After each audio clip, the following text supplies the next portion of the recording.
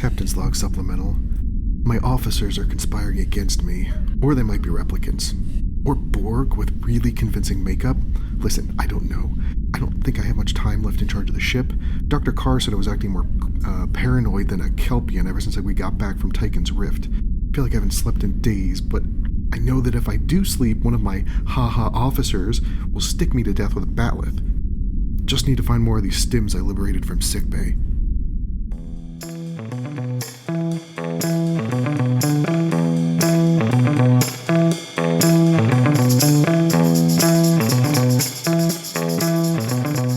Good evening, everybody. Welcome to Captain's Log Supplemental. My name is Stanford. This is a Star Trek rewatch podcast, and two of the people that are rewatching it with me are Chris. Hello there. And Rob. Hello. And then our producer, who resolutely refuses to rewatch it with us, is Mariah. I'm not watching any of it. Is it rewatching if she never watched it in the first place? She has not watched Enterprise, that's true. I'll rewatch TNG when y'all get there. All right. You gonna rewatch the speeches with us? Oh. Yes, that is the correct noise. As I said, we are a rewatch podcast. We are rewatching all of Star Trek in chronological canon order, starting with the earliest crap, which is Enterprise. We're still new at this in terms of numbers, although we have been doing this for over a year now. But we would very much appreciate anyone of our listeners just throwing out some 5-star reviews, because we're 5-star people. Giving us some likes. Go subscribe to our YouTube channel, because that's been going pretty well. We got over 60 subscribers on there in the course of like a week and a half. So That's crazy. It's not nothing. So yeah, things are getting better, but it could always, get the word out there. Tell your friends, come listen to us bitch about this 20-year-old show. Yeah. So, non sequitur first. I've been on TikTok, and I never know whether the thing I'm seeing so much of is just my very specific algorithm, or if it's really all over TikTok. Have you had this thing happen to you? Oh yeah. Yeah. There are even TikToks that are about that. Okay. Because all over it for the last week has been this, I put a little dirt on my pillow for the dirt man. Yeah, that thing that all guys do. Yes. Yeah. Okay. Because I'm like, is it just my weird specific algorithm, or is it everywhere? No. Oh my god, No. I cannot get that out of my head. At any moment, the dirt man might come to town, and if he catches you Yeah. without some dirt under your pillow. Yeah, well, they'll take you down Right. into his lair. Yeah. Yeah, I started getting those earlier this week too, Chris. Don't feel bad. All right. Because I almost posted it several times to you guys in the group. I'm like, is this too weird? Is this just my weird thing? I can confirm it has not made it to Instagram yet. That one may not. There are ones that don't really make it to Instagram, especially the ones that are too weird. Like that one might not. I doubt raise your hand. Yeah. I doubt that one's going to make it to Instagram either. My throat has been raw doing that for several days. Yeah. Well, it sounds like the person who's doing it originally is dying as they speak. Mm-hmm. If you want. Speaking of famous TikTokers dying, Jesus. Kelsey's favorite TikTok meme of recent days just passed away. It's the cat that goes, I go meow. Yeah. I go meow. Kara? Is that Apparently the that cat's cat name? passed away. Yes. Aww. Yeah. That's very sad. Well, thanks for bringing that fucking down. Jesus, Rob. Oh, you're welcome. I just had a fun Dirtman story. Jeez. The case he comes to town. Literally, I was watching TV trying to go to sleep last night. And every time I got up, I'd just sing it in my head as I was walking to the fridge or go to the bathroom. It would be in my head. Amazing. Yep. I feel like actually, so you asked me earlier if I had any banter because you were going to talk about Dirt Man. I said no, but now I'm thinking I feel like I did have something I wanted to talk about. Do you know That's how a cool story. often you say that? Every week. The problem is that my brain is always like, dude, you've forgotten so much shit. You must have something in there. Well, then you don't have to tell us that you think you've No. That's you forgot. It's Just called say a it when you segue. have it. No, it's called a segue. Oh, you are gonna, because usually you don't have anything. That's neither here nor there. It's definitely not here. And this conversation has made me lose any grasp of it in my brain. I got a new car. Yeah, what kind of car? It's electric. It's a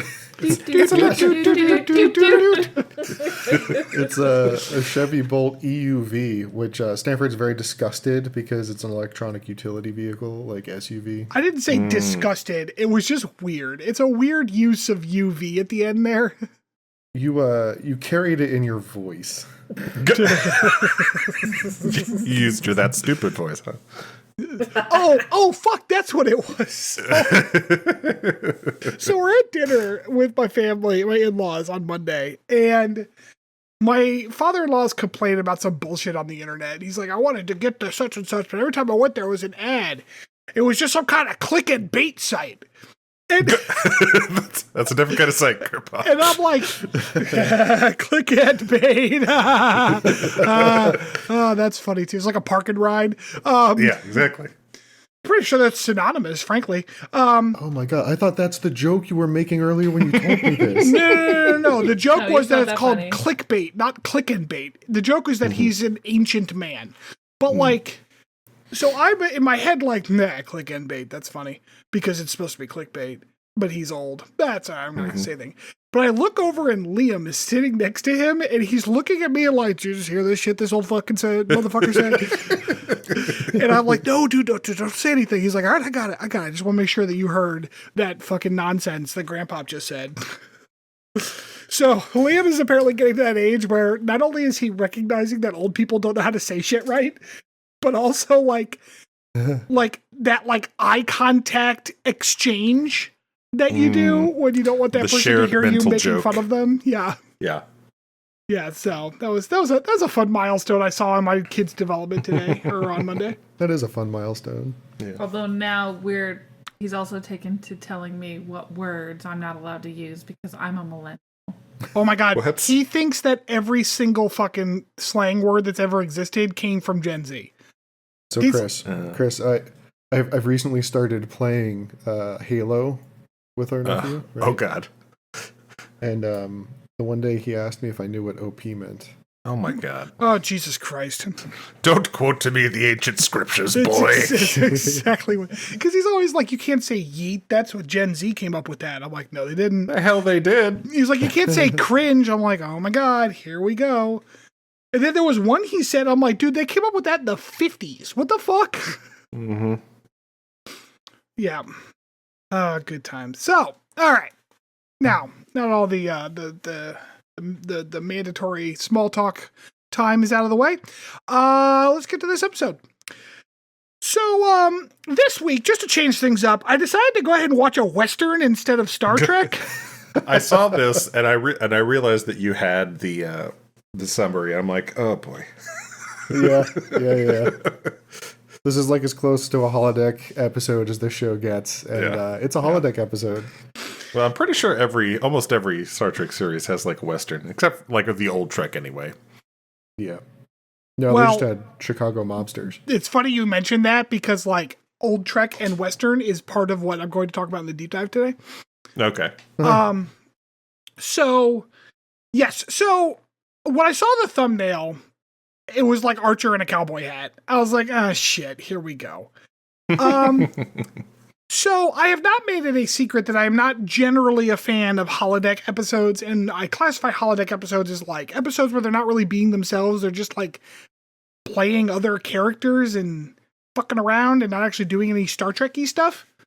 Mm-hmm. So, Don't you also just like generally hate Westerns? So, and that was my second point. My second point is that I'm not a fan of Westerns. And I've realized after watching this episode, I can finally put into words why. And the answer is because it's the same fucking story every time.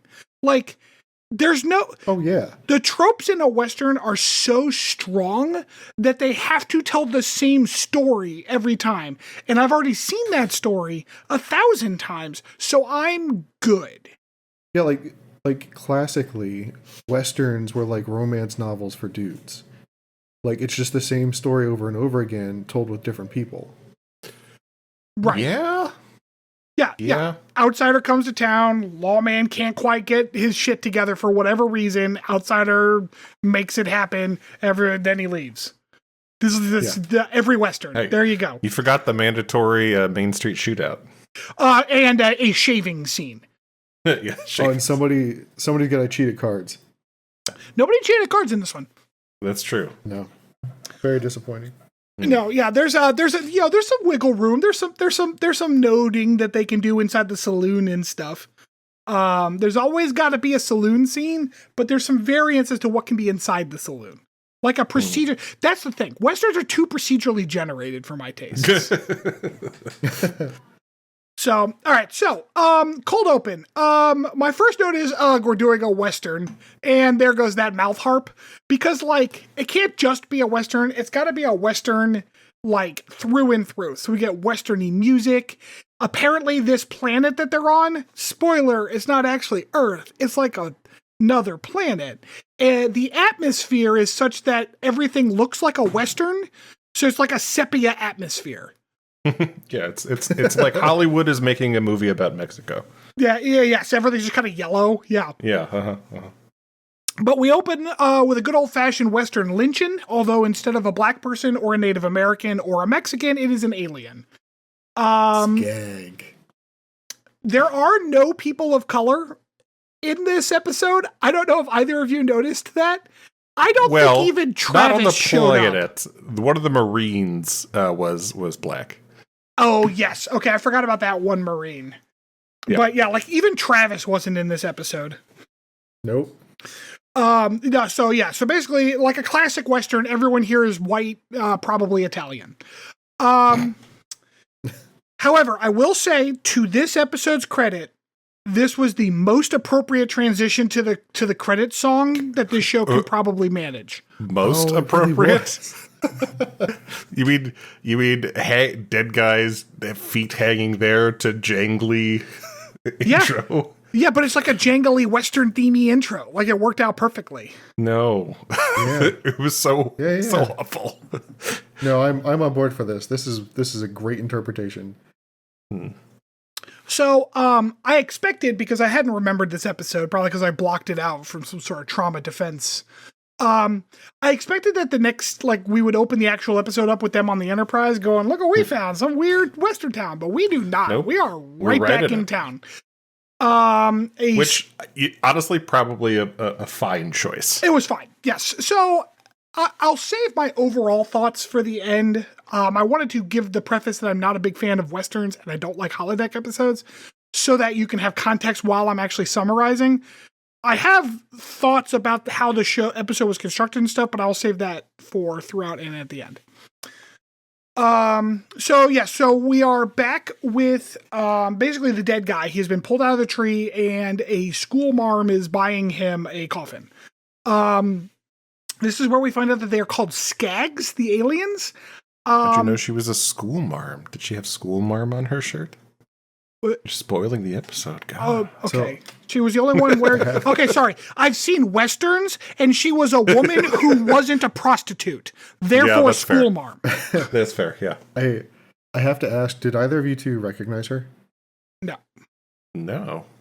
So, her name is Emily Burgle. She plays Tess from Miss Maisel. Oh. It's Susie's sister. And she also plays Francie in Kelsey's favorite show, Gilmore Girls. Interesting.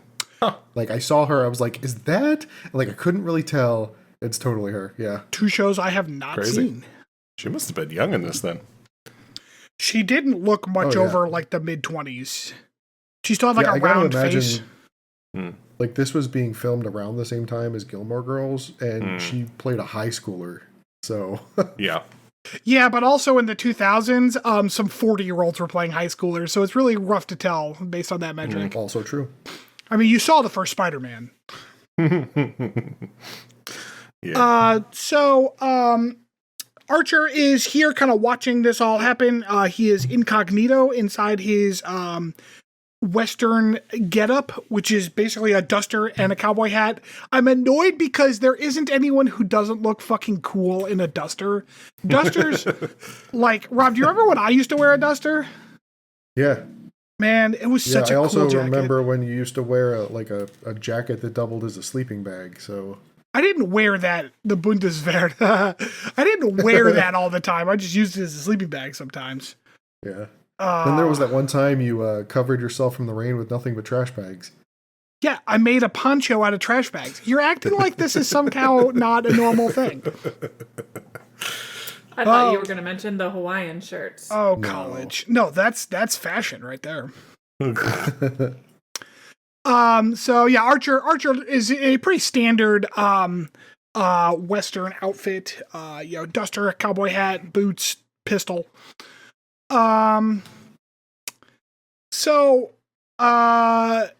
He meets up with him, T'Pol, and Trip are all on this planet trying to figure out why this planet exists, or at least why this settlement exists on this planet.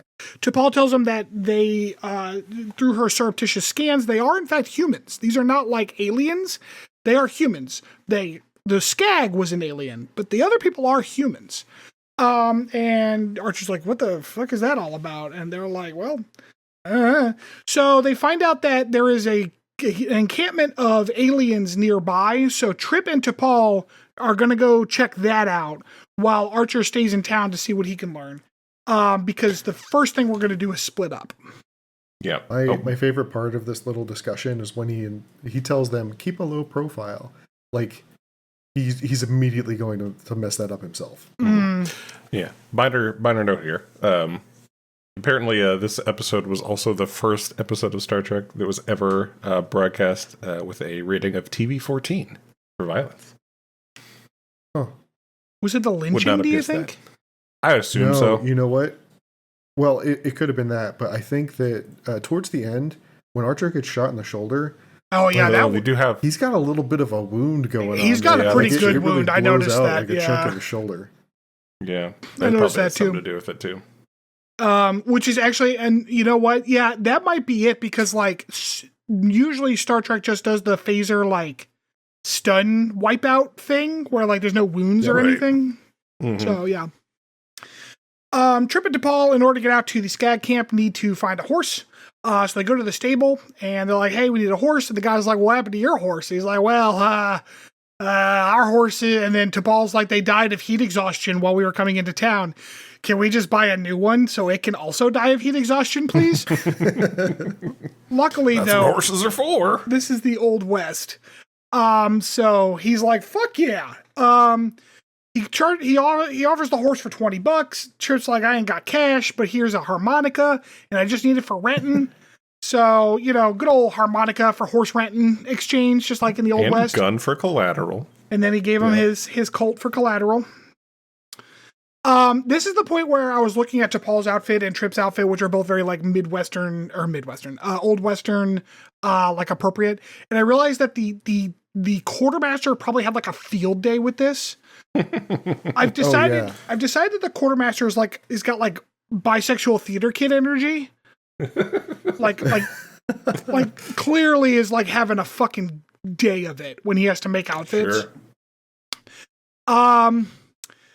Like stuff like this is probably really fun for them too, because like how maybe once a season they get to do a little bit of like a period piece, I feel like that's a scene in Lower Decks at some point. Like I'm surprised there isn't like, I guess because by the time Lower Decks around, they've got the replicators and shit. That's true. But it would be fun to just be like, what's that sewing machine noise? And just see someone down and got some music going, some show tunes going. It's just cranking out some fucking dusters.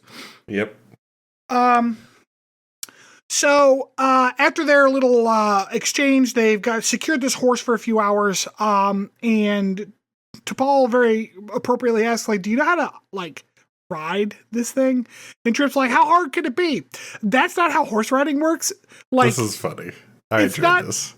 It's not I like liked it too, yeah. Point the horse where you need to go and hope. I think we're just like gestures at the horse, like, like, come on. There are specific commands that you have to give horses. That's how they work. Yeah, you have to say yeah. Yeah. Yeah, usually it's putting a little pressure in their flank, if I remember correctly. Yeah.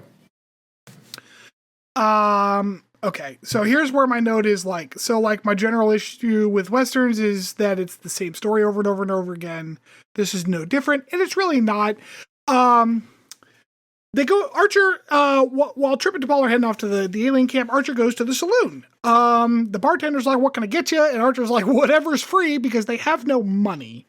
So while we're here, apparently the bartender's ancestor, who we learned about here, Cooper Smith, right, was named after a character on Wagon Train from 1957. Oh, that's funny. That is, remember that. Pin that note. Okay. Did you two notice that, like, starting in this scene right here, Bakula's acting like hit another level this episode? I don't know what it is. I don't know if it's just like he does shitty gruff guys pretty okay, because like he did all right actually in this one.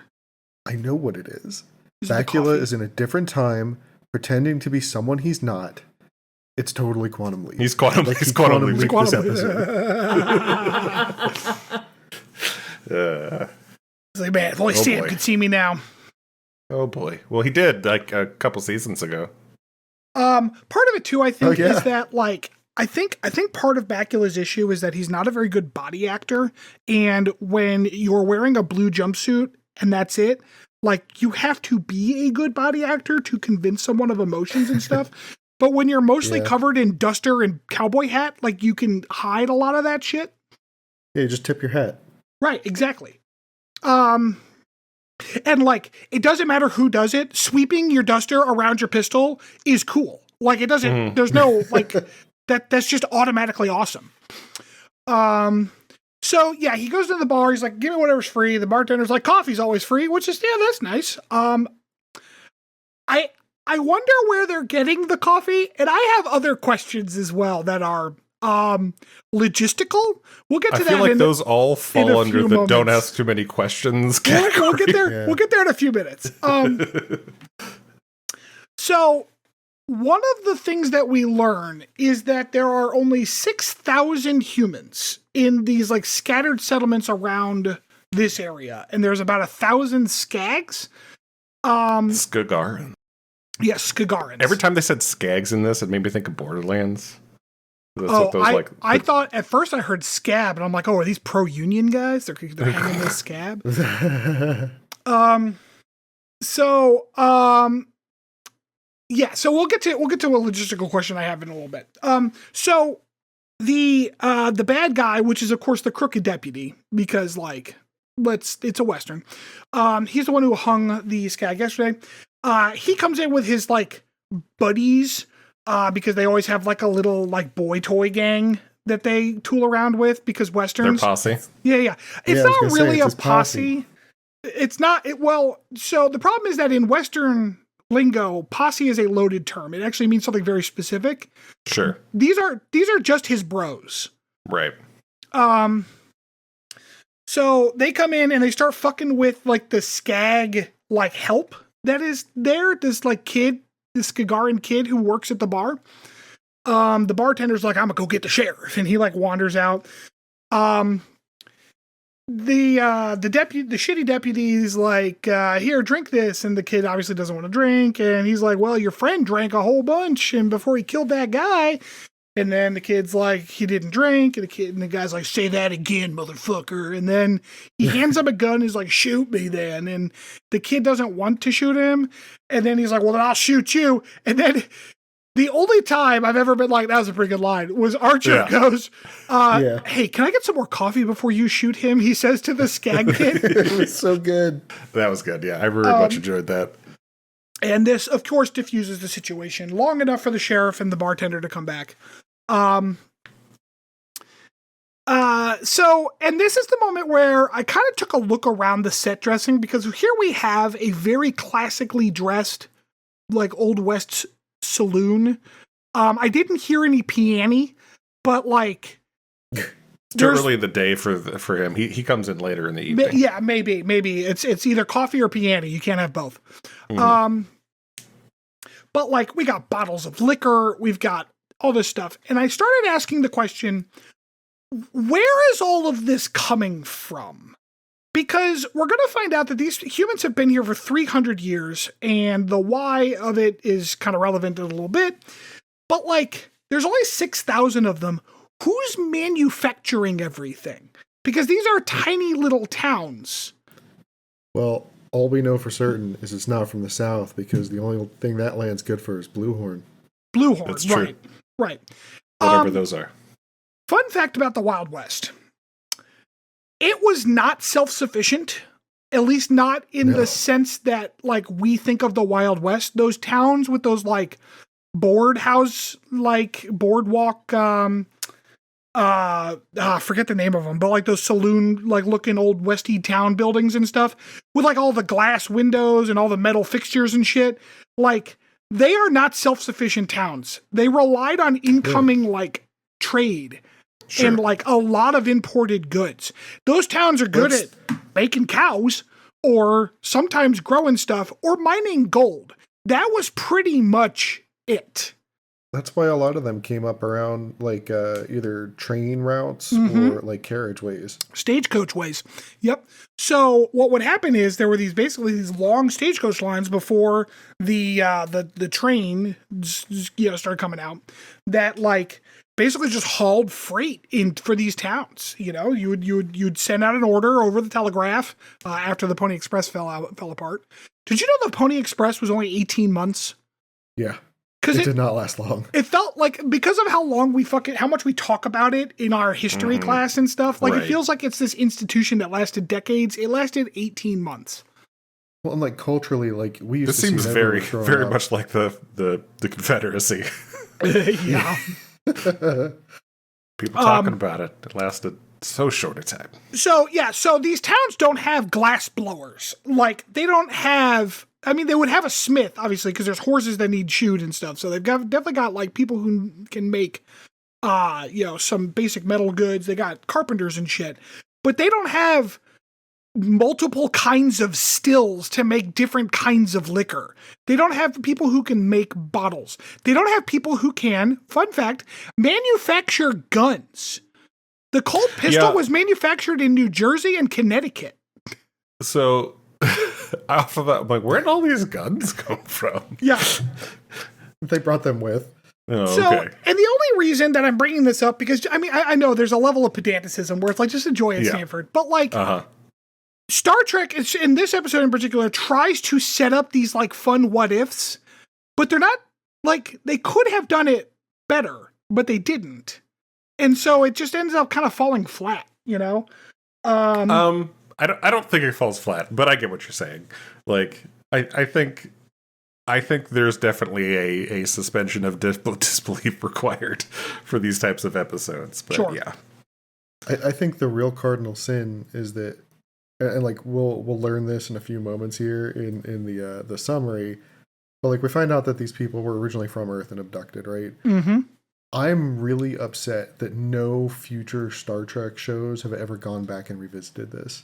Well, and also, this was a genuinely interesting concept. I also thought throughout the episode, I'm like, so they've been here for 300 years. Literally no advancement whatsoever. Yeah, which is extra funny, and I was going to get into this later, but I'll say it now, which is extra funny because at the end of the episode, the Enterprise has given the school marm like access to like a cultural database so that they have like history. So she starts talking about the Wright brothers. Okay. She even said only 40 years after we were abducted from Earth, the Wright brothers did this. And it's like, okay, the Wright brothers did that with like bicycle components and shit. Right. Y'all couldn't figure that out in 300 years. Nobody was like, maybe I'll try to build something that flies. You got a guy whose entire job is to cut hair, and you couldn't figure out an airplane? So here's a question. I guess, how long ago were the humans, liberated on this planet? Like, at what point did Smith actually carry out his overthrow? It sounded like it was about 200 and change years. It was not right away, but it wasn't too long after. I think Smith was one of the original abductees. Okay. Yeah. By the way, did you catch the thing reference in this episode? No. Is the names of the sheriff and the deputy were McReady and Bennings, or McReady or whatever. Oh, that's fun. I didn't notice that. Yep. That is fun. We find out that the sheriff is also pretty crooked. but not quite as crooked. It's like bad, but not like super bad. Like he's totally fine with this guy killing the occasional alien, but like try not to do it too much. Right. He says a little hot for coffee, which is a stupid line. That's just a stupid thing to say. So Never too hot for coffee. he tells Archer to leave. And Archer's like, we cut to Trip and T'Pol, who are at the alien camp. The alien camp is actually in the like skeleton of a crashed alien ship. And they're scouting it out, and then we get away from there. We cut out of there. We don't stay with them at all. Like we're done talking to them. We go back to Archer for some reason, and he goes and talks to the school marm. She's obviously a school marm, and I was like, "Yep, it's the school teacher." And then he's like, "You're a teacher," and I'm like, "Yeah." So there we go. She takes him to the Skag camp as well. And it's because she's about to teach the Skags like a class, even though that's illegal. Skags aren't allowed to learn anything. This is where we start to find out the history. As far as I could tell, let me. This is what we learn, okay? And this is okay. This is as far as I could tell. This was the Skagaran plan, okay?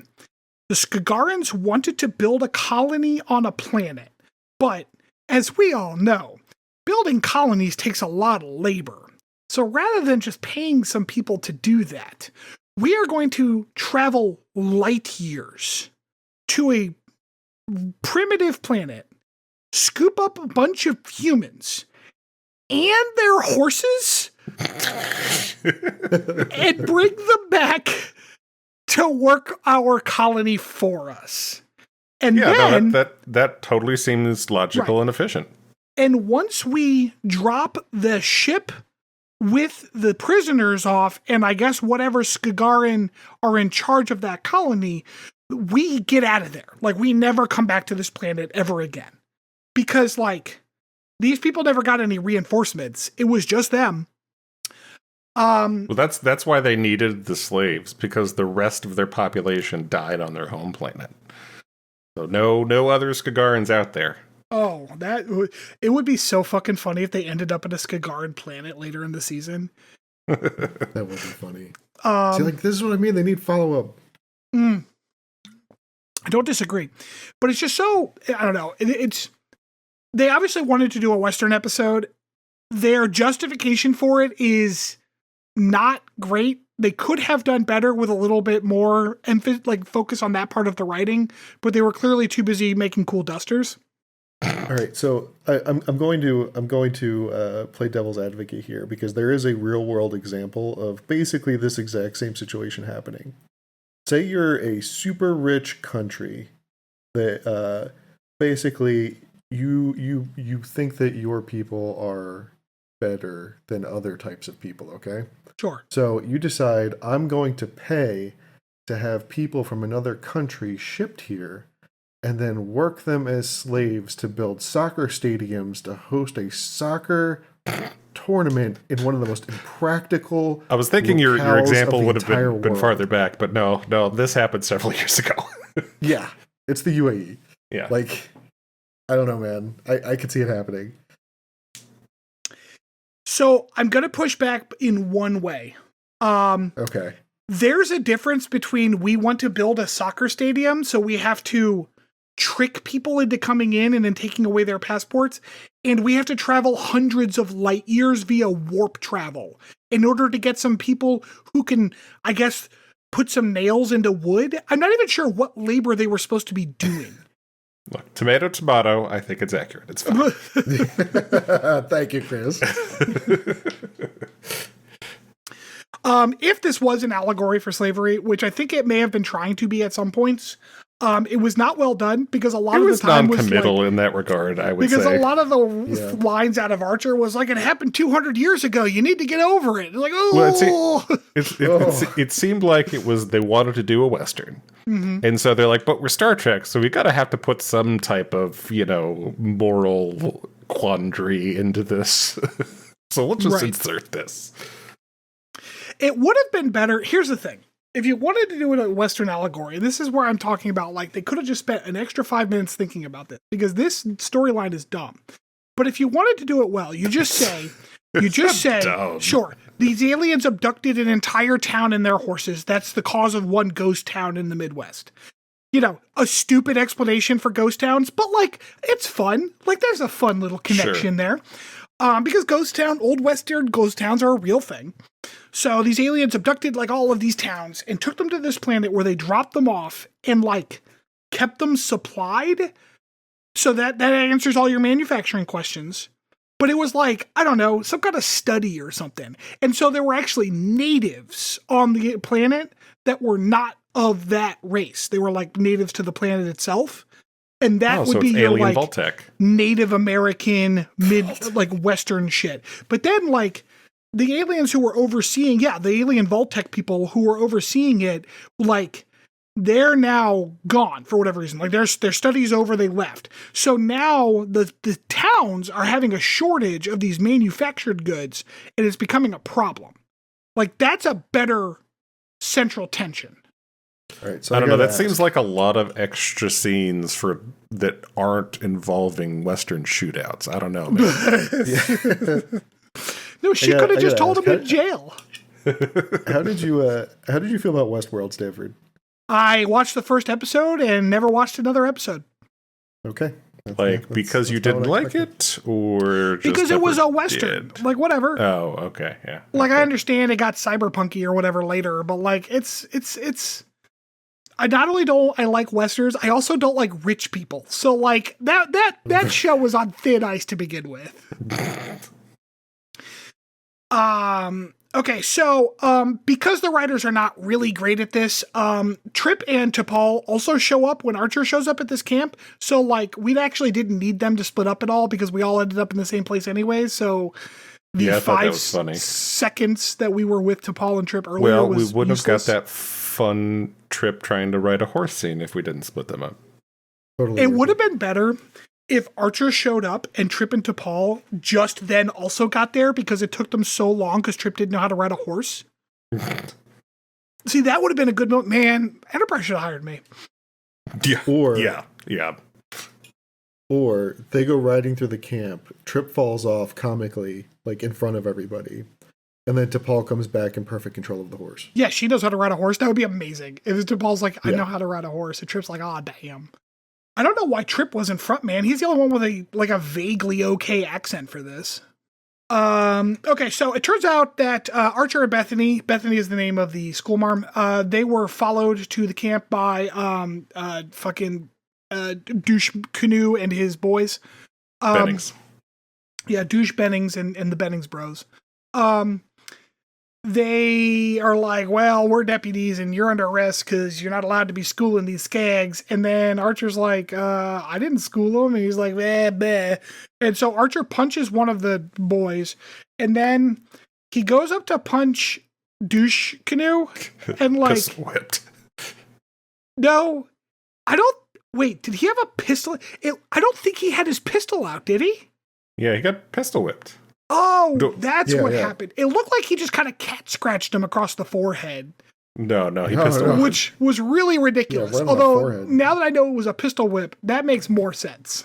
What, you mean why Archer went down like a sack of potatoes? No, I just assumed that Archer sucks always. But no, I was just wondering why this guy chose to just go like at Archer's forehead there in the middle of a fight. So as the Archer comes to in the jail, the schoolmarm explains the rest of the history, and this is where, like, it turns out that these people know that they are from Earth.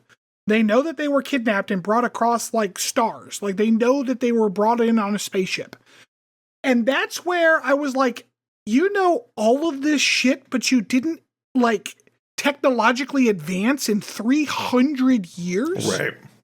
You just stayed a Western town. They're like, well, we know it's possible, but meh. It's like, I got too much piano to be played and to be doing no studying. Steve over there's got to cut hair. Like, I think I realized, Chris, why Stanford has the opinions of Star Trek that he does. Like, Okay. it just hit me.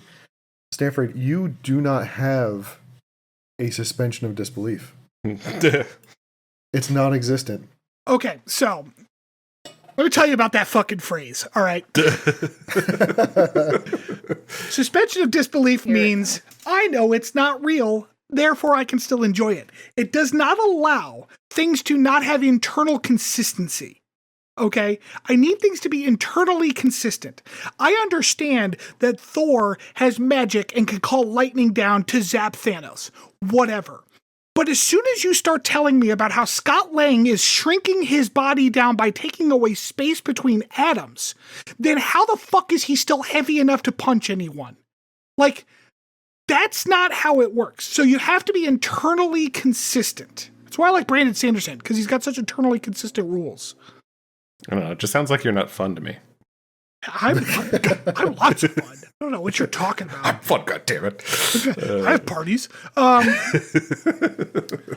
So anyways, so my next question is minimum sentence of 10 years. So I guess they have like a prison, a full court system for 6,000 people. Wow, that dude's wearing a fancy silk vest. I guess 6,000 people, but they can spare enough for silk farmers and dyers. And yeah, I'm not that fun. That's a lot of glass. Who's making that? Yeah. Yeah, right, fair enough. I do conclude that segment of my notes with fuck dusters are so cool though. They are. So Archer and Schoolmarm stage a prison break. They stage. I guess they do it. They get out. Yeah. There's a pretty good line. It's like, well, it's staged in that Archer goes in and punched the one jail guard in the face. The one dude, yeah. They drag him in, and then like they're riding. Archer and the Schoolmarm are riding out on this like fucking carriage, like to get away from town. And the deputy, in like a weird slow-mo gunshot, like shoots the Schoolmarm. That was like classic falling off the Western wagon, just got shot action right there. Oh yeah. Yeah, somehow you get shot backwards, even though you're going in the opposite direction from them. She got shot in the back. You know how like when you hit something in your back and you like arch backwards, like that's what happened. Mm-hmm. Hurt so bad the pain threw her from the cart. Yeah. Her spasm threw her from the cart. Listen, as someone whose legs spasm all the time, I could tell you they can do some pretty impressive things. Archer jumps down to see if she's okay. She's not okay. She's been shot. So he tells Enterprise to beam them up. I'm not sure if we called it out in a previous episode, but one of our bingo card slots is multi-human transporting. Oh yeah, that's right. I noticed it did happen in a previous episode. It was Extinction, but I am now explicitly calling it out on the podcast that multi-human transfer, and well, I guess she's not technically. Beaming out freaks everybody out. Act 3. Dr. Phlox is taking a look at the teacher. Teacher is, it turns out, part Skag on her grandmother's side.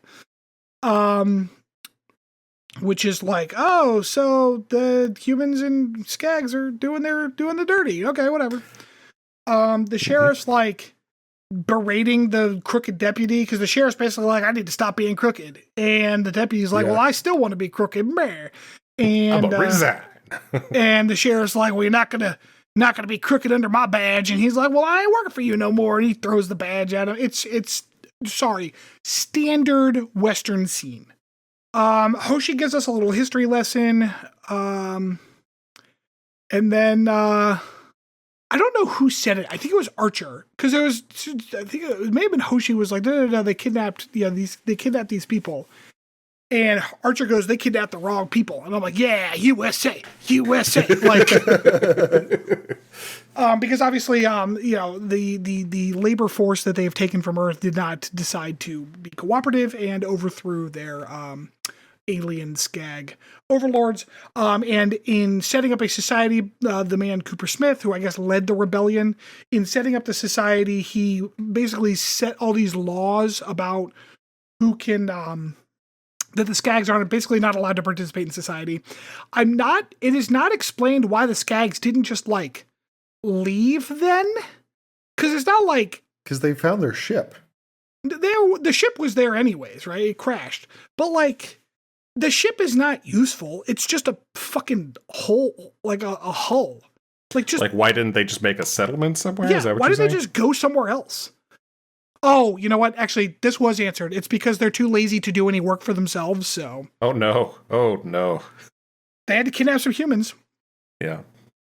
Okay, so let's see. Archer and team decide that the best way to handle this is to just go down and talk to the sheriff about what's going on, because these people are from Earth and they know they are from Earth. So it's not going to be hard to convince them that it's like, hey, we're also from Earth. Mm-hmm. They go down. Did we already do the shaving scene? No, you skipped right by that when Yeah, you were you skipped realizing by that that. you weren't fun. Oh yeah, that tracks. The Yeah, with the shaving. intimidating barber. Yeah. Oh yeah. What's with the intimidating barber in the background of this dumb speech is what I have. 6,000. Oh, that was threateningly, one of my, wiping his 6,000 blade off. people, and this guy could be spared to just cut hair. Like that's his Also, whole I don't life. think that man knows how to shave people. Because he No, was he like does not.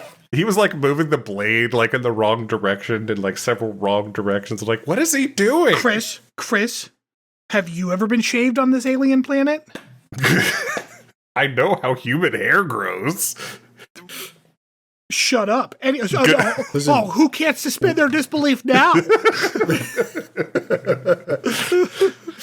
Yes. Maybe the sheriff was like 1/4 Skagaran as well, and like they had to watch out for the cheek boils or whatever. Yeah, that might be. So they go down and are going to talk to the sheriff, who's effectively in charge of this town. We do not get any sense of like a government, which like I understand that sheriffs had a lot to do in these old Western towns, but like in Hollywood old Westerns, we're only talking about criminals and outlaws. In the real world, these towns had like mayors and shit. Mm-hmm. Like, who's in charge of the town? Apparently, it's just this sheriff. Yep. Yeah, it's a sheriff, mayor, sheriff. Sheriff, mayor, sheriff, and his town hall, the barbershop. He's the schmeriff. The sheriff. He's the sheriff. Archer's talking to the sheriff. The sheriff's like, okay, but like, hey, like, yeah, these guys kind of suck. And Archer's like, well, you gotta be nicer to them because we've moved past things like intolerance. To which I replied, As a matter of fact, later this season, there is at least 3 episodes that show that humans from Earth can be just as racist and intolerant. Like, look how they treat the Vulcans.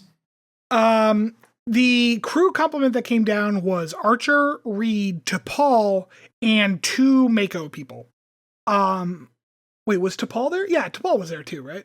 Mhm. Yep. Okay. Yeah, because she winds up being held hostage during the gunfight. Oh, that's right. That's right.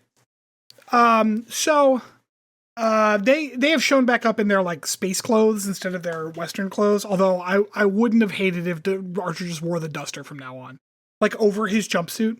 Oh, he should. What about the cowboy hat? Does that stay Nah, or go? I don't. No, hats aren't efficient on spaceships. Like they just get caught in shit. Yeah. True. Fair. Although I said like make sure y'all wear something like bulletproof. Spoiler, they do not. So they come back out. The sheriff and Archer come back out and be like, we settled things. And the plan is that like, hey, we can't take all 300 of you on the ship right now. We're on this mission where we're being totally tolerant of another alien species for sure. So we're going to let Earth know you're here. And when we can, we will come back for you. But it might be a while because the Expanse sucks and we've got to go be very tolerant to these people. The Extreme sheriff's tolerance. like, all right. And Archer's also like, hey, stop treating the skags like asses. And the guy's like, all right, fine. So the sheriff is like, yay, everybody. But then Wow! Douche Canoe comes back and he's got some more bros. Deputy Douche Canoe. Well, he's not he- deputy anymore. Oh, that's right. He gave up his star. Yeah, no, he was former deputy. Forward deputy douche canoe. He tells everyone to have your men drop those guns, which is a little sexist because one of the Makos is clearly a lady. And T'Pol's there. Like, this guy's all kinds of douchey. However, this is the point where I'm like, just shoot him. Just shoot him. Just shoot him. Shoot him. Go ahead and shoot him. Hey, redid the thing. We get this old Western shootout, which is, okay, in concept, this was cool. The people with the guns shooting at the people with the phasers. A conceptually fun idea. It is not executed well. Mostly because, I thought it was fun. Yeah, I did too. No. The reason it sucked, and you all are wrong, is because if they had any kind of sense that the Mako people were bad shots because they were like afraid they might get hit with a bullet, which they're not really prepared for because when dude just shoots bullets anymore, yada yada yada, fine. But like there is a specific moment where they literally show her back in that like quick sniper view where she shoots a guy like from across town because those rifles are so cool. Lasers don't miss. So like just do that again. But she stopped. She used her scope on one dude and was like, I'm done. That was my quota of shooting dudes right now. So like it's kind of it's once again it's those kind of artificial stakes. Like y'all are way more competent than these assholes. Just take care of them. Counterpoint. But also, You're not fun. Guns are. Here's another fun fact, and this is a fun fact, which is why it's fun.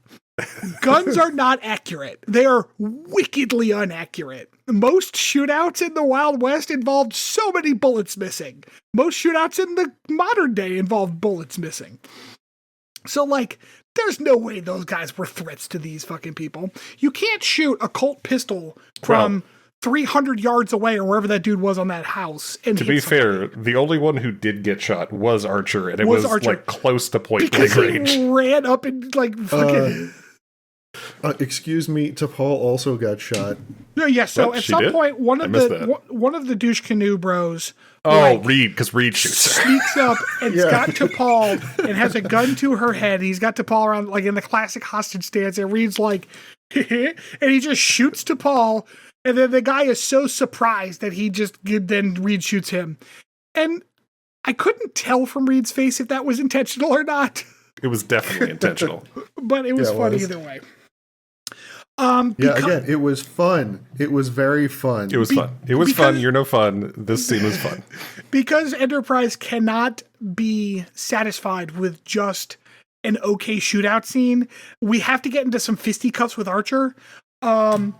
They do like putting Archer into fisticuffs. So yeah, well, it's a bailing. I was also like, why is there a meat hook here? It is a bailing hook for like hay bales. Oh, okay. However, you do not keep an unsecured sharp metal object in a stall with a horse. Because fun fact, horses are stupid as shit. Like, they're dumb animals. Well, they're majestic beasts. What are you talking about? Majestic does not mean not dumb. They missed a really opportune moment for a very important Western trope of the bad guy getting kicked by a horse. True. Yes. Or the comedic Western trope of someone like falling into poop. Yeah. Mm-hmm. Yeah, they could only cram so many in. So many. They had to get that shaving scene in, man. It's required. Yeah. So Archer runs up at the last dude. No one can cover him because, that's not dramatic enough. Well, okay, so also, he gets shot, right? And instead of, like, running towards the people, his allies there, who are armed and could shoot the guy, goes to a barn. Yeah. Yeah. And this is where I was like, why doesn't super accurate lady just not take care of everyone right now? Like, that's her entire job. I've played games where Rob is sniping. I don't have to shoot anybody. Rob takes care of them all. Like, no one covers Archer. He runs up, he gets shot in the shoulder, and they fucking went to 11 with that wound. What did he get shot with? Bird shot? Jesus. Yeah, apparently that Colt round was like a fucking hollow point ablative or some shit. I liked how at the beginning of the fisticuffs, he was definitely like favoring his arm, but by the end of the fisticuffs scene, he was totally like fine. Yeah, it only takes about 5 minutes for a shoulder shot to not be bothering you anymore. Yeah, clearly. Side note, Phlox has seen entirely too many gunshot victims today. That's true. So we're back up on Enterprise, and everyone's getting all patched up and everything's fine. And the school mom's like, y'all are so advanced and we're still down there shooting each other. And I'm like, yeah, all right. And she kind of asks the question, like, why haven't things changed in 300 years? And I have the same question, but that doesn't, we move past that. We get to a final scene where the Enterprise is warping away, and we get a scene where the school mom is now teaching Skag children and human children in the schoolhouse. So, like, obviously that law has changed. And she's explaining, like, just 40 years after a thing, these boys named the Wright brothers invented a flying machine. And the sheriff comes in to kind of look in on the class. And in what is probably the best moment of the episode, she goes, all right, everybody, who would like to see a picture of their flying machine? And the sheriff raises his hand, like, I'd like to see that shit. Like, yeah, that was really cool. It was a good thing to go out touch.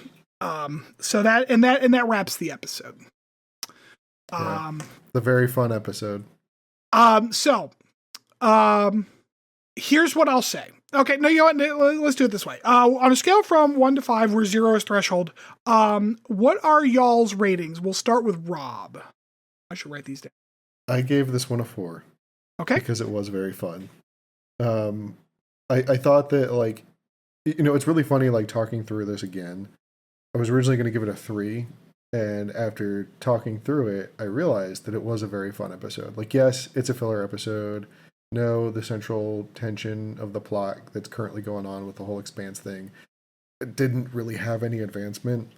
But as far as filler episodes go, this was very fun. I enjoyed it. Okay. Yeah, I mean, for me, it was a 3. Pretty much for the same reasons you stated. It was fun. So, it was an enjoyable watch. I generally enjoyed the time I spent watching it. There was some fun humor. I, unlike Stanford, do enjoy a Western, no matter how the same plot they are. I'll usually be able to sit there and enjoy them. It's popcorn. It's popcorn stuff. But obviously not impactful in for the greater storyline or really examining any moral issues in any effective way at all. So 3 for me. All right. So here's the thing. So my biggest complaint is that there was no musical pieces with whip cracks involved. Or whatever instrument makes that noise. Right. Okay. So rattlesnake at the end. I had to think about how to rate this episode because I had to be I have to be objective. Okay. Mm-hmm. And I'm looking at my rating systems and I'm like, well, how good can I go for this really? Because 3 is supposed to be standard Star Trek. And does this feel like standard Star Trek to me? No, it doesn't. It doesn't feel like standard Star Trek. Give us your subjectively objective opinion on this. Because this isn't Star Trek. But I did enjoy the episode, so I had to give it a 4.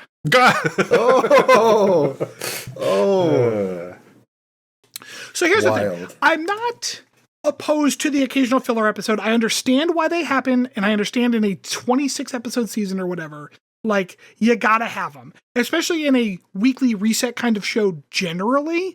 Filler episodes are gonna happen. It's okay.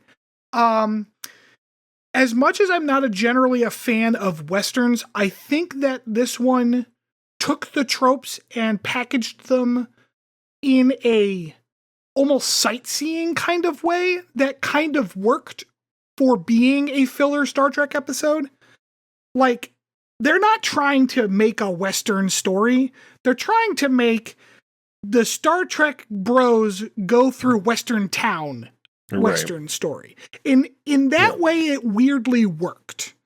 And despite all the pedantry that I like to seed in during these analyses, the story itself was actually fine. It was a fine little plot, and the guest star actors all did a great job. Obviously, people who have experience acting in this milieu, and Archer was fine. Trip and T'Pol weren't in it enough to matter. T'Pol basically spoke with one person the entire time that wasn't like a member of the crew. And she had that kind of like Vulcan conversation. And I was worried that they were going to do that too much, but they only did it the once to kind of give you that little like, she used a real fancy word with this simple Western person, but then moved on. So they handled it pretty well. I was entertained throughout the entire episode. I am stunned. Shocked. Shaken to my very core. If it had ended with like Archer riding off into the sunset with a whip crack, I probably would have given it a 5. Like, like Bethany on the back of his horse. Yeah, or T'Pol because he's not taking Bethany with him. Yeah. I would have probably given it a 5 at that. What if point. it was like shuttle pod into the sunset? Would that have qualified? No, because I need to see the hat. So like if Archer rode the shuttle pod, it would have been a 6. Like it would have been. What if the shuttle pod just had a very big hat on top? Still a 6. Like hat plus shuttle pod, automatic 6. What if they lassoed the shuttle pod? Oh my God, a lasso from the shuttle pod to a horse or something would have been great too. Oh, that would have been fun. What if they replaced the grappling hooks with lassos on the Enterprise? Oh my God, yes. Or done like a train heist. Yeah. Yeah. That is one of the major Western tropes we missed in this one was train heist. Was any kind of like high-speed heist, like a stagecoach or a train? Yeah. Mm-hmm. Yeah. So, all right. Well, we'll be back with a deep dive just after this little break.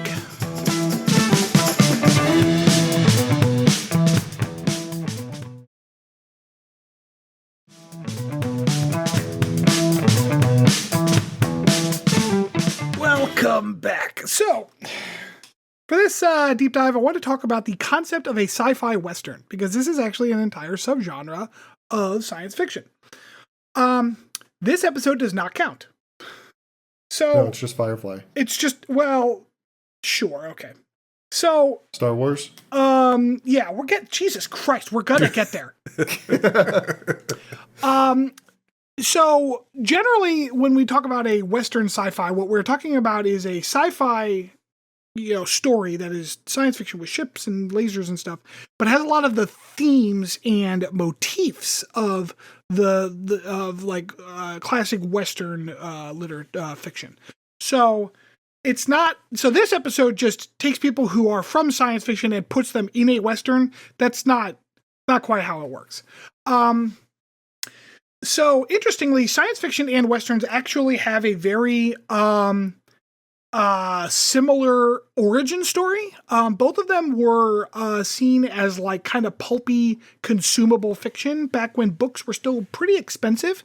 The term pulp magazine or pulp fiction, it was not actually created by Quentin Tarantino, believe it or not.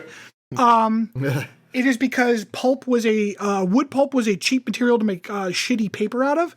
So they would be able to make a lot of these crappy magazines and books out of paper made from like excess wood pulp, and that's why cheap shitty fiction is called pulp fiction. Although at the time it was considered cheap shitty fiction. Today, some of our like foundational authors, especially in science fiction, started with pulp. Like Heinlein, Asimov, Bradbury, Clarke to an extent. Like these are all authors that started in these like quote unquote crappy little pulp magazines. And that's mostly because, and which is still somewhat true, science fiction, fantasy, these are not considered like real reading in literature. They're considered like low class crappy fiction. Like if you want to read fiction, you have to go read Hemingway. That's proper capital L literature fiction. Those people are stupid, by the way. We don't believe that. Yep. But Westerns, Western fiction actually predates sci-fi by a couple of decades. And they weirdly, Western, a very popular Western author was one of the people who inspired Hitler, because there was this random German dude who wrote these stories about this German gunslinger that wandered around the American West and like was a hero. I don't know. Weird. The very first episode of Behind the Bastards talked about him, and it's fucking ridiculous. So when we talk about Western science fiction, though, they're also called space Westerns. We don't start to see this kind of blending of things as an actual genre until we get into the 30s and 40s. A lot of comic books would do it, but you're also talking about things like Buck Rogers and Flash Gordon, those kinds of stories, which were very much, like Buck Rogers is just a Texas Ranger who happens to be in space, right? Flash Gordon is just that guy who goes town to town and saves everybody. That's very Western trope. Let's see. By the 60s, actual Western films started becoming less favorable. Western films were popular because of a couple of reasons. One, they were very American and, America woo. Two, they were relatively inexpensive to film. Yeah, that I do, yeah. Because, blank ammunition is cheap as shit. And on old footage, it's easy to make a gunfight look very exciting without actually having people get shot. And indeed, it's actually very easy to film very extensive action scenes where the actors aren't even in the same room at the same time. Right, just stuntmen. Right. So because they were fairly cheap to make and they were also very popular, that meant that they were a very easy way to make money. In the 60s, though, we start to get away from Western film, and we start getting, but more interestingly, we start getting space Western TV shows. And, I'm sure you all can guess what was basically considered the foundational first space Western show. Yeah, that's right. It was Lost in Space. So, Lost in Space... have either of you seen this show? So not really. I saw the movie remake and the new Netflix reboot of it. Oh, the is new actually one was very good. good. I would check it out, if you haven't. But I never really watched the original. I saw the Superior Galaxy Quest. Yeah. Okay. So, anyways, Lost in Space is basically like Gilligan's Island, but with a spaceship instead of a boat. And it was also very it fell into the same era. Well, it fell into the same kind of genre as almost like Little House on the Prairie, although that was a much later show because I think that was the 80s. My mom used to watch the shit out some Little House on the Prairie. But Lost in Space was a family that was lost because they went through a wormhole or whatever and was just catapulted into a random part of the galaxy. Their ship wasn't working anymore, so they're just on a planet. This is the show that popularized Robbie the Robot. Danger, danger, Will Robinson. Yep, right. That's Lost in Space. The Robinson family. It also had a lot of classic Western tropes. It also had some other classic tropes such as the gay villain. The what? Yeah, the doctor is the bad guy in it, and he's super gay coded in that kind of classic, late 50s, early 60s kind of way. Lost in Space was originally in black and white. I think the last couple seasons were in color, though, if I recall correctly. But a pretty typical show of the period, but it was science fiction based, which is kind of interesting. The other big show that, of course, kind of made space westerns a thing was Star Trek. Star Trek was pitched originally as Wagon Train to the Stars. So I don't know if you remember, Chris, when I told you to put a pin in Wagon Train. Yeah, I was going to say. That is what Star Trek originally was as a concept. And when you look at it from a perspective of, which is why actually the other thing too is when Rob mentioned that every single series has a Western episode except for the original series. That's kind of a funny observation because the original series was pitched and kind of developed originally as a Western in concept. Right.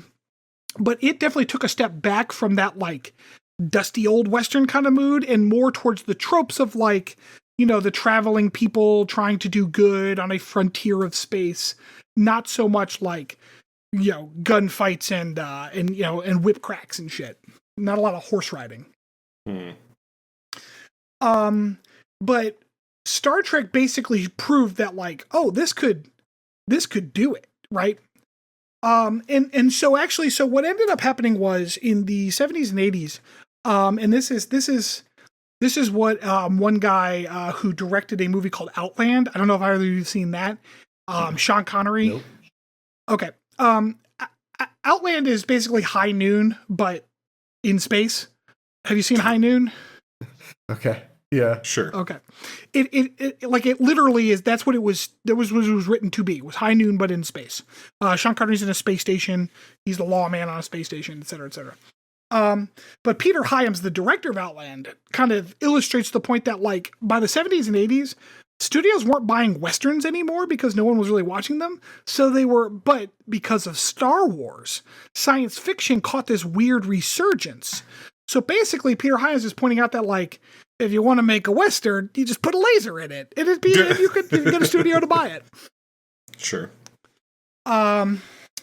So yes. And so like, yeah, space operas such as Star Wars, also feature a lot of big, Western kind of themes and tropes in them. Star Wars did, especially in the earlier parts of the first movie, when we're on Tatooine, we're on kind of a dusty frontier town. The law is kind There's of a saloon. Yeah, the law is kind of ambiguous. The cantina is there. Yep. There's duels, Han Solo's original costume and charming rogue gunslinger mannerism also reflects that kind of Western influence. Mm-hmm. And so basically, the space Westerns kind of took like the mantle of the things that people were kind of getting out of Westerns and just kind of took it on themselves instead. This was not an entirely popular concept among science fiction fans. So Galaxy Science Fiction is a magazine that ran for a long time. It was kind of one of the last like great pulp magazines. And they actually had a advertisement on the back of their magazine that was that like wrote like a 2-paragraph science fiction story and then a 2-paragraph like Western scene that are like identical except for like they subbed in the space words for the horse words basically. And their advertisement is sound alike. They should. One is merely a Western transplanted to some alien impossible planet. If this is your idea of science fiction, you're welcome to it. You'll never find it in Galaxy. So like, it's funny that in a genre science fiction that was considered kind of a like podunk, like poor person's fiction, that even they are like, well, I mean, that's not proper science fiction. If you're People putting just a Western love theme to into it. gatekeep, man. Yes, the tribalism is very strong. Outland, as well as some smaller cartoons in the 80s, things I've actually never heard of, Brave Star, The Adventures of Galaxy Rangers. These kind of repopularized the space westerns in terms of television, because don't forget, Star Trek was off the air for 20 years, Right. So the television kind of environment for space westerns was mostly like aimed at children. But another kind of interesting influx of like oomph, can you guess?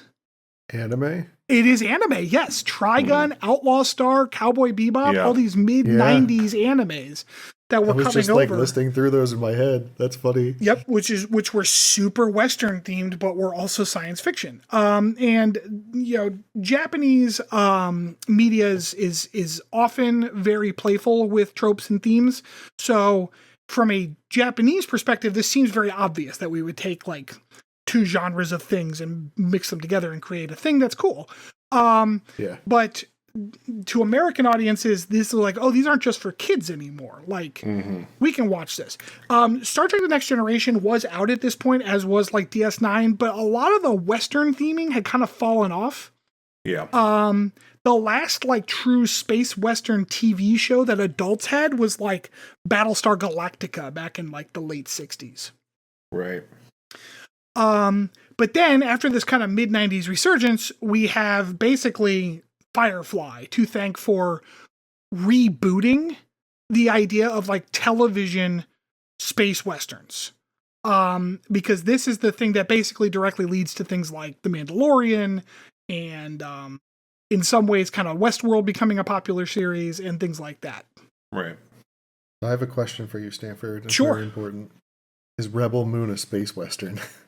So Rebel Moon was pitched as more Seven Samurai, but like there's some definitely overlapping themes there.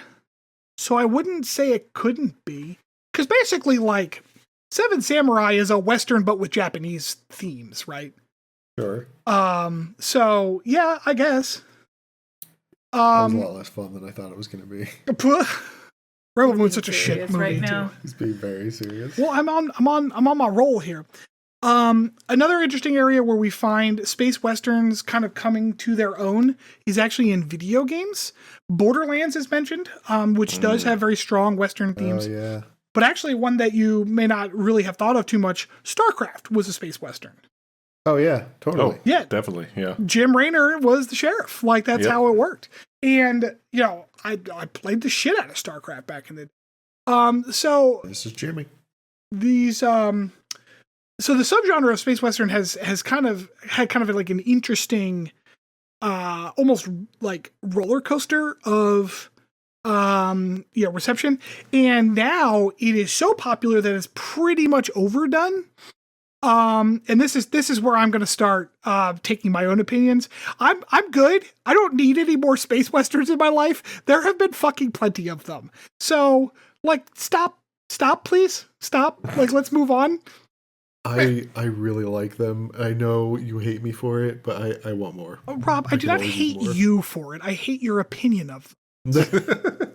It's an important distinction. No, I mean, I don't have anything against it. I mean, yeah, they're fun. I just find them, I don't know. Again, like my issue is that Western stories don't really change too much from story to story, because even all the things I named as space Westerns, they all have generally the same kind of story. Like it's not new stuff, you know. Nothing's new anymore. Man. Well, that's cheap. Don't be throwing that straw man out there. But like, and Mandalorian's a good example where it's like, okay, we've done all of this, and I found it just kind of boring. And you don't even get to see Pedro Pascal's face for most of it. So like, what's the point? You know what the problem is with him? Nothing. It's that you're not fun. Look, the amount of fun I am has no bearing on whether or not Mandalorian is good. So that's a brief dive into the concept of the space western.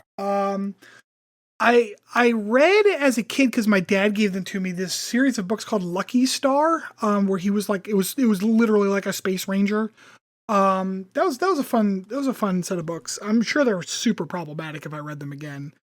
It's probably like, oh, his sidekick was just a black slave or some shit. Like it was the fucking 50s or 60s. Like it was awful, I'm sure.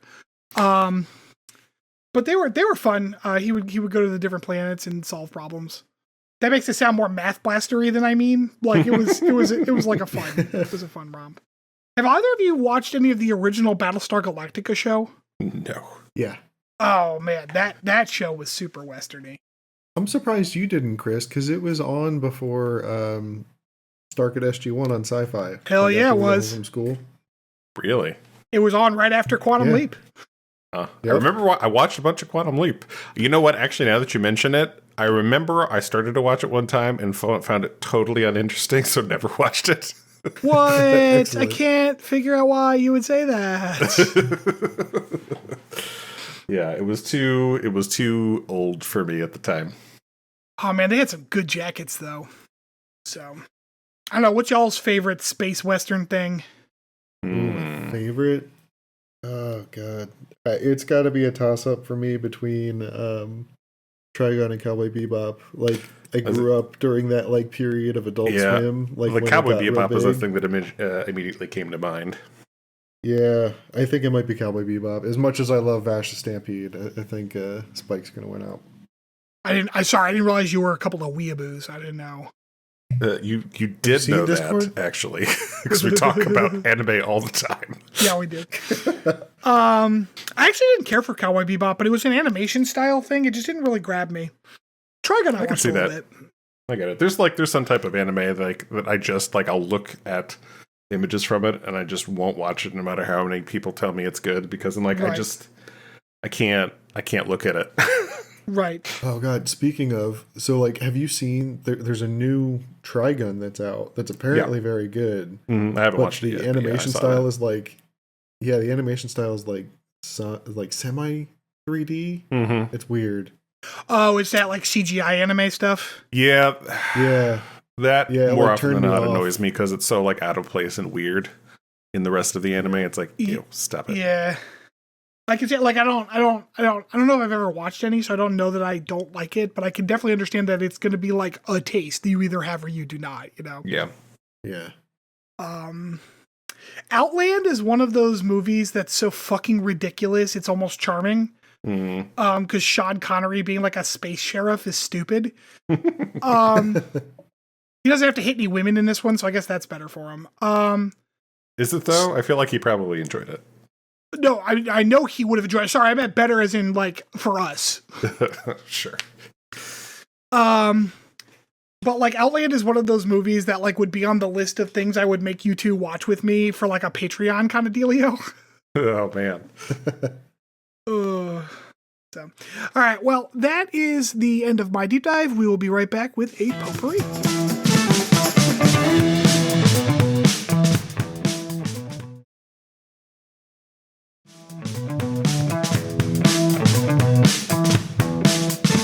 Welcome back, everybody. All right. So, for our last segment of the show, I want to do a little game review. As I mentioned previously, I had been playing Star Trek Resurgence, and I actually just completed it a couple days ago. For those of you who don't know, it is a interactive story game in the vein of previous Telltale games like Walking Dead or the Borderlands series. They also had a fantasy series of them that I can't remember at the moment. But Did you say Borderlands? yes, Tales from the Borderlands. There was Oh, it is a separate Borderlands. I was like, Borderlands Correct. wasn't interactive. Like, I mean, I guess shooting people in first person is interactive. have either of you played any of those games? I have not. Yeah, I played the zombie one. Why can't I Walking think of Dead, the yeah. series name? Walking Dead, yeah. Yep. Oh, I also played the Jurassic Park one. That one was fun. Oh, I actually didn't see the Jurassic Park one. Interesting. So I yeah, assume it's a lot like The Quarry. Like, that's an interactive fiction game that's on the PlayStation. I have not played that either, so I can't comment. However, it's made by the developer Dramatic Labs, which is apparently made up of people from Telltale Games, which is now defunct. They're not existent anymore. So they make a very similar game. You have it's a story-driven game. You make conversation choices that affect things around you, how the other characters are reacting to the character you're playing. In this one, you are playing from the perspective of two different people. Jara Rydek, who is the new first officer of the USS Resolute, as well as Carter Diaz, who is a crewman on the Resolute as well. This is you're kind of taking place in the first mission after a difficult event for the crew of the Resolute. A number of people died. Jara Rydek is replacing the recently departed first officer, and the ship's kind of trying to recover from that and kind of get a win on this new mission. It's a science vessel, and they're tasked with assisting with diplomacy of a conflict between two alien groups. But things are not as they initially appear. It doesn't stay as a simple diplomatic mission. I feel like it'd be a as pretty lame game if it did. You're right. As this is a story-centric game, I won't go too much into details. However, just kind of touching a couple parts of it, graphics-wise, if you are familiar with the Telltale games, the art style is not kind of in that cel-shaded art style that a lot of them were. I didn't play the Jurassic Park one. Was that way too? It was, yeah. Yeah. So this is just a more, kind of realistic art style. It looks good. However, one of the annoying parts was there are basically no graphics options for it. And apparently frames are locked at 30 FPS. It's a story-centric game, so most of the time doesn't matter. But there are a certain number of action sequences that it is noticeable when that happens. Can I tell you a family secret? Yes. I don't know that I can tell the difference. So most of the time, like I said, most of the time for most things, most people wouldn't be able to tell the difference. Because like 27 FPS is standard TV, right? I don't know. However, when 24. There is a lot going on, a lot of particle effects, things like that, that's when a lot of times your eye can pick up on the differences. Interesting. Game mechanics wise, there's kind of a couple main parts to it. One is the conversation. So basically, in the conversation sequences, you're talking to the various crew, aliens, trying to work through the story. This is kind of how the plot advances. You're given basically 2 to 3 options of what to say. One thing that I think that it did really well with this is in the moment for most of the dialogue options, I think the game does a very good job of making it feel like there is no right or wrong answer. And they make it feel like your choices are important. There's, as an example, there's one where you're trying to, ingratiate yourself to the captain, but also the thing he's asking you and how you're going to react to these scenarios is like, I don't know if that sounds good to me. So that is one of the things that kind of Telltale Games does is give you dialogue options that aren't just, oh, well, yeah, that's the right answer. The other part of the game is kind of more, quick timey events, which I think the game also does pretty well with. They are very varied as far as what they are. There's, kind of your standard, this action sequence is happening, press A to dodge, or, right stick to move this way.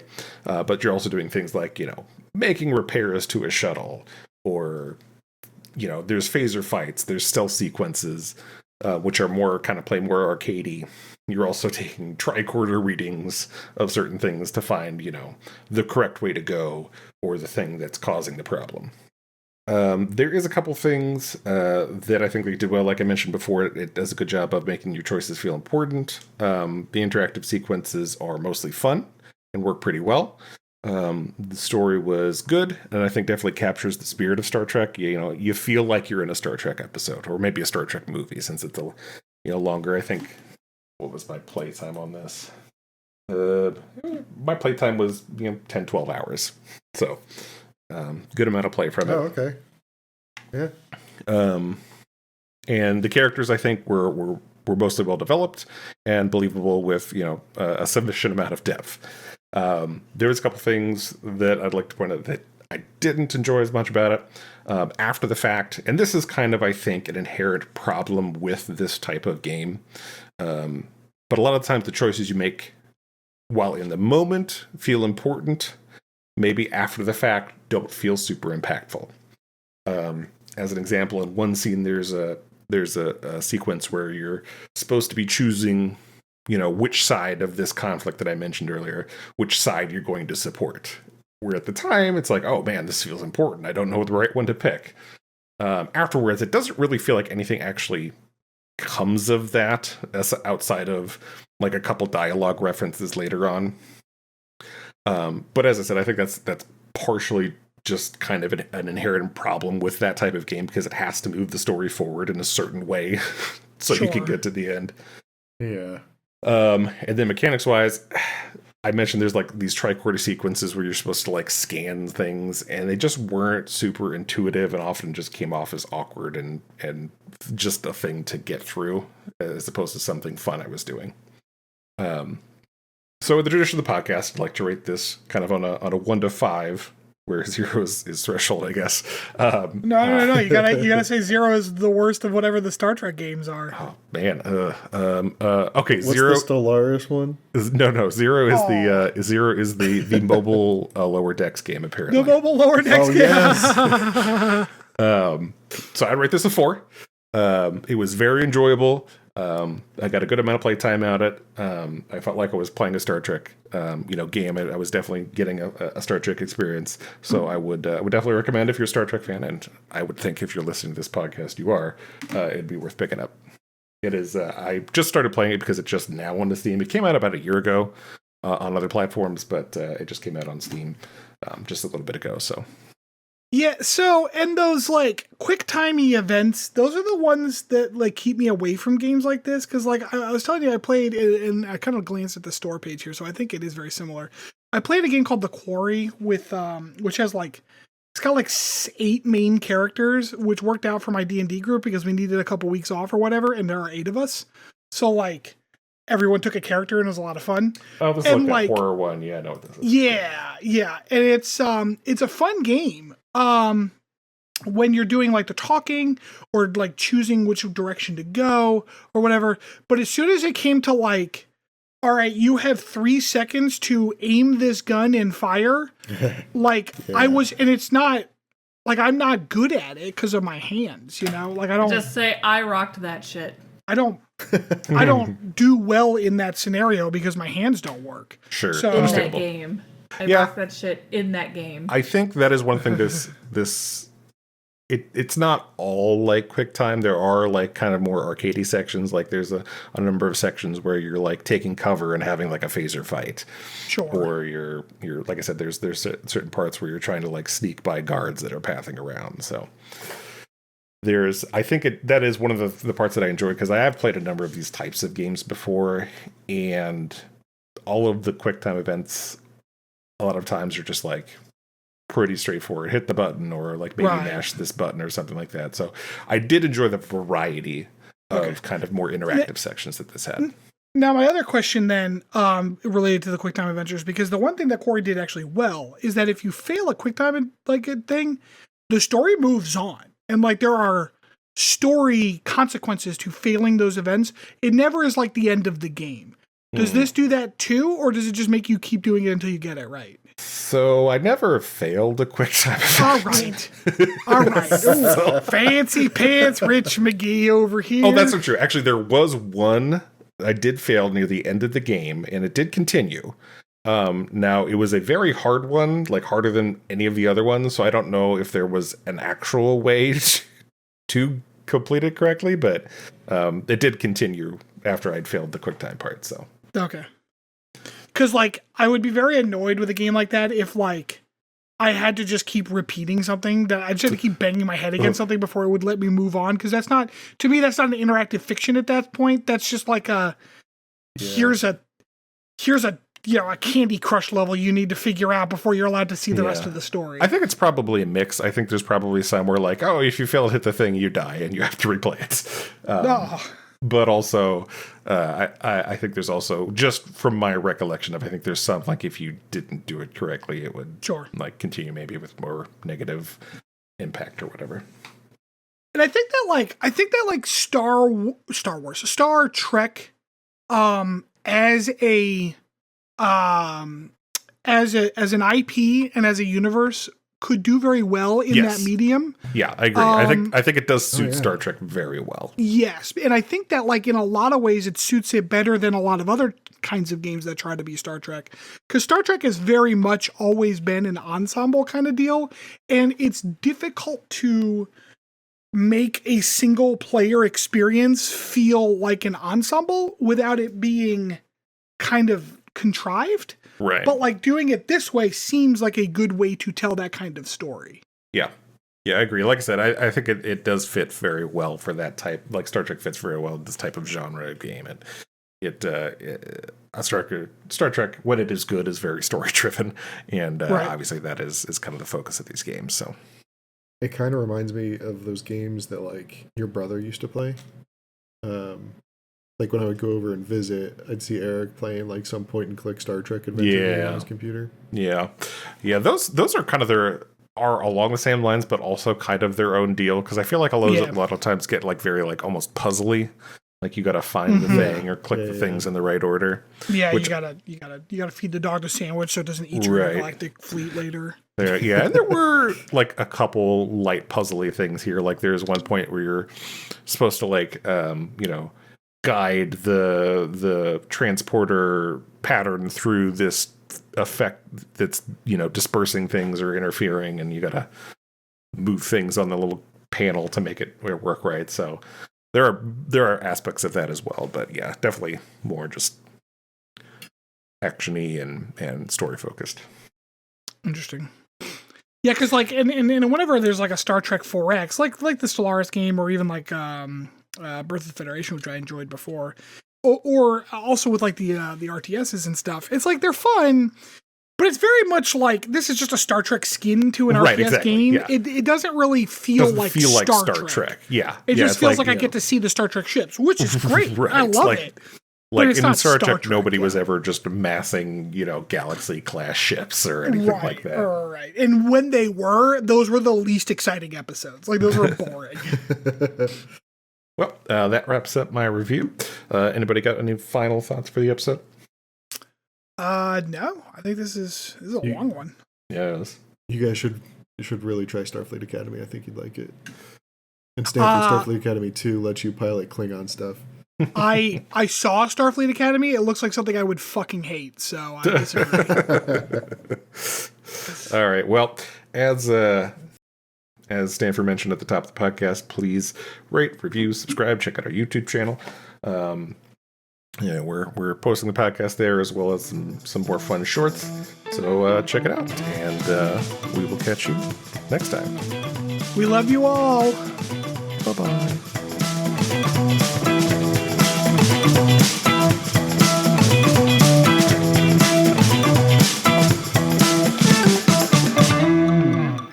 Thanks for listening to Captain's Log Supplemental. You can follow us on Twitter at PodCLS or send us hate mail at podcls3@gmail.com.